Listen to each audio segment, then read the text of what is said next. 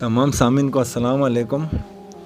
سامعین، نماز خوف کا شان نزول کیا ہے اور یہ کب نازل ہوئی اور کس وجہ سے نازل ہوئی، تو اس بارے میں انشاءاللہ تفصیل بتاؤں گا کہ نماز کی اہمیت کیا ہے، کہ اللہ تعالیٰ نے جہاد کے موقع پہ بھی نماز کو معاف نہیں کیا اور وہاں پر بھی نماز خوف کا حکم دے دیا اللہ تعالیٰ نے۔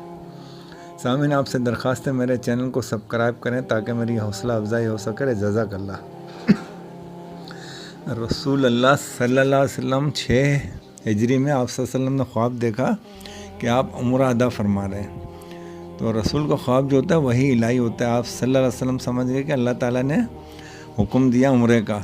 آپ نے اعلان فرما دیا مدینہ میں کہ سب عمرہ کرنے جائیں گے۔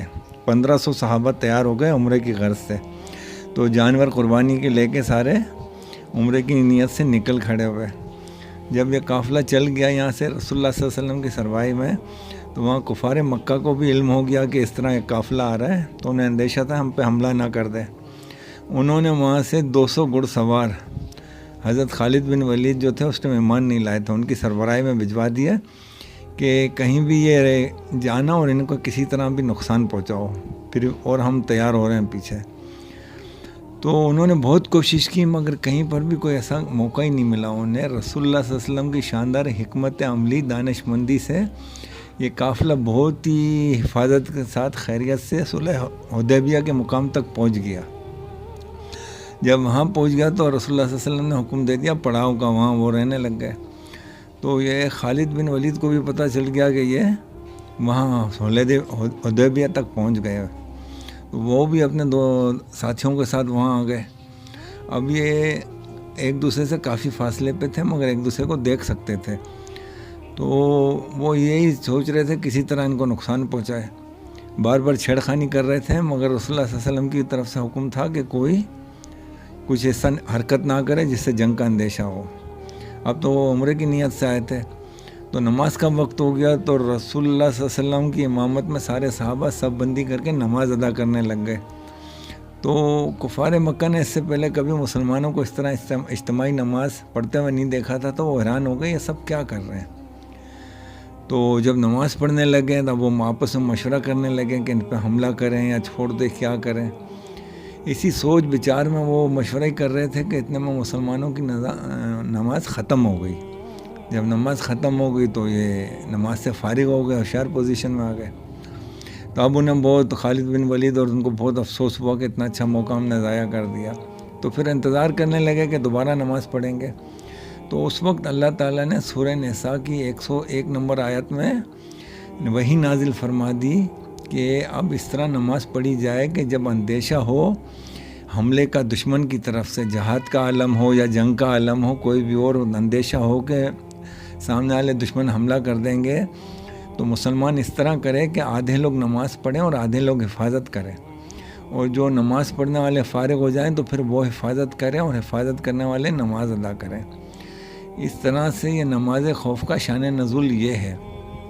آپ اس بات سے اندازہ کریں کہ نماز کی اہمیت کتنی ہے۔ اللہ تعالیٰ نے قرآن شریف میں 750 بار نماز کا ذکر کیا کہ نماز ادا کرو۔ سورہ روم میں اللہ تعالیٰ نے ارشاد فرمایا اقیموا الصلاۃ ولا تکونوا من المشرکین، کہ نماز پڑھو مشرک مت بنو۔ بتائیں کتنے سخت الفاظ ہیں، اور بار بار اللہ تعالیٰ نے نماز کا حکم دیا۔ اگر نماز کہیں معاف ہوتی تو حضرت علی، حضرت عمر رضی اللہ تعالیٰ عنہ اجمعین جب زخمی ہو گئے تھے تو وہ اس حالت میں لازمی چھوڑ دیتے۔ نہ ہی قرآن میں کہیں حکم ہے نماز چھوڑنے کا، نہ ہی حدیث مبارک صلی اللہ علیہ وسلم میں کہیں اشارتاً بھی ہے کہ نماز چھوڑ دو۔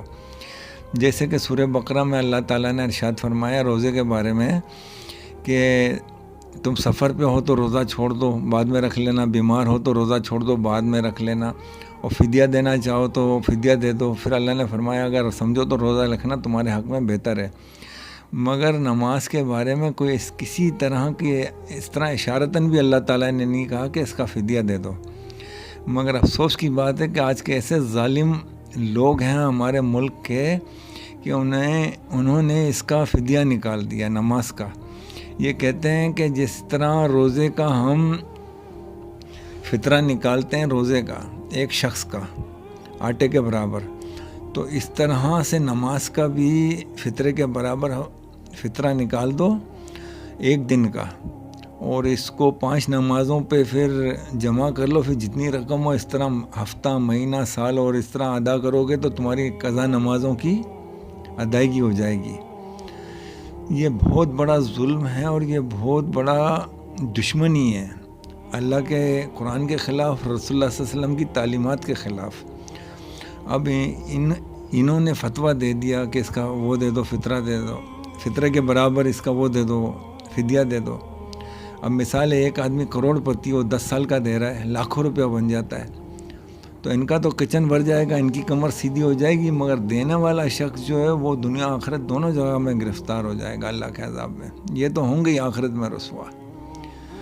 تو سامعین، نماز کا کہیں پر بھی کسی جگہ بھی اللہ تعالیٰ نے رعایت نہیں دی ہے، سوائے اس شخص کے جو مجنون ہو، پاگل ہو، جس کو دنیا اور آخرت کا کوئی پتہ ہی نہ ہو، ہوش ہی نہ ہو کچھ، یا نابالغ بچہ جو ہے جس پہ ابھی نماز فرض نہیں ہوئی ہے، اس پہ شریعت کا قلم نہیں لگتا ہے، اور ایک مجنون شخص پر جو دنیا اور آخرت سے غافل ہو، جس کو ہوش ہی نہ ہو کہ میں کون ہوں، نماز کیا ہے، اور یہ لوگ کیا ہیں، موت کیا ہے، زندگی کیا ہے، مجنون شخص، اس کے لیے صرف رعایت ہے۔ باقی ہوش مند انسان ہوگا، چاہے وہ بیمار ہو یا صحت مند ہو، کسی حالت میں بھی ہو، چاہے وہ سفر کی حالت میں ہو، پوری مکمل نماز پڑھے گا وہ ہر حالت میں۔ سفر میں ہوگا تو وہ قصر نماز پڑھے گا، اور حالت جنگ میں ہوگا تو نماز خوف پڑھے گا، اور امن کی حالت میں ہوگا تو پوری نماز پڑھے گا۔ تو دعا ہے کہ اللہ تعالی ہم سب کو قرآن کو پڑھ کے سمجھ کے عمل کرنے کی توفیق عطا کرے، رسول اللہ صلی اللہ علیہ وسلم کی حدیثوں کا مطالعہ کر کے سمجھ کے عمل کرنے کی توفیق عطا کرے۔ جزاک اللہ۔